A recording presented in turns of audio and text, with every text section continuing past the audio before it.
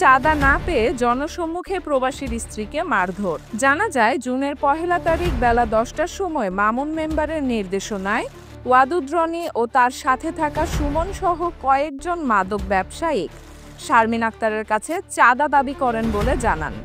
পরে প্রবাসীর স্ত্রী শারমিন চাঁদা না দিতে অস্বীকৃতি জানালে ওয়াদুদ রনি ও তার সহযোগী সুমন চলে যায় বলে জানান ভুক্তভোগী শারমিন।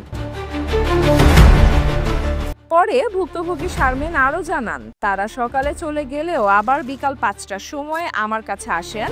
তখন ওয়াদুদ রনি ও তার সাথে কয়েকজন আবারও চাঁদা দাবি করেন। পরে জানা যায়, ওয়াদুদ রনি চাঁদার টাকা না পেয়ে প্রবাসীর স্ত্রী শারমিনের উপর অতর্কিত হামলা চালায় বলে জানান এবং এই হামলার ভিডিও তাৎক্ষণিকভাবে সোশ্যাল মিডিয়ায় ভাইরাল হলে কুমিল্লা ব্রাহ্মণপাড়া উপজেলায় বিভিন্ন সুশীল সমাজের পক্ষ থেকে হামলার তীব্র নিন্দা ও প্রতিবাদ জানায়। তবে ওই মুহূর্তে কিছু ফুটেজ কুমিল্লা ক্রাইম বার্তার হাতে এসে পৌঁছলে মাদক ব্যবসায়ী ওয়াদুদ রনির বিরুদ্ধে একটি নিউজ করা হয়। প্রবাসী ওসমান গনির স্ত্রী শারমিন আক্তার জানান, ঘটনার দিন সে নিজের রক্তাক্ত অবস্থায় ব্রাহ্মণপাড়া থানায় উপস্থিত হন। তবে তার অভিযোগ, ব্রাহ্মণপাড়া থানায় লিখিত কোনো অভিযোগ বা মামলা নেননি।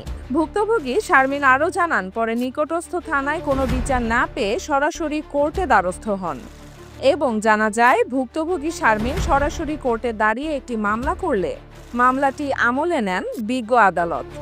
এমনকি ওই মামলার এজাহারের কপি সরাসরি ব্রাহ্মণপাড়া থানায় পাঠানোর নির্দেশ দেন। পরে ভুক্তভোগী শারমিন জানান, এ মামলার বর্তমান দায়িত্বে আছেন ব্রাহ্মণপাড়া থানার এসআই সুজন। তবে শারমিন আরও বলেন, এসআই সুজনকে একাধিকবার কল দিলেও এখন পর্যন্ত আসামিদের ধরেন নাই এবং এই ঘটনাটি গত 1 তারিখে হলেও গত 4 তারিখে কোর্ট থেকে মামলাটি সরাসরি ব্রাহ্মণপাড়া থানায় আসে, কিন্তু এখনও আসামি ধরাছোঁয়ার বাহিরে।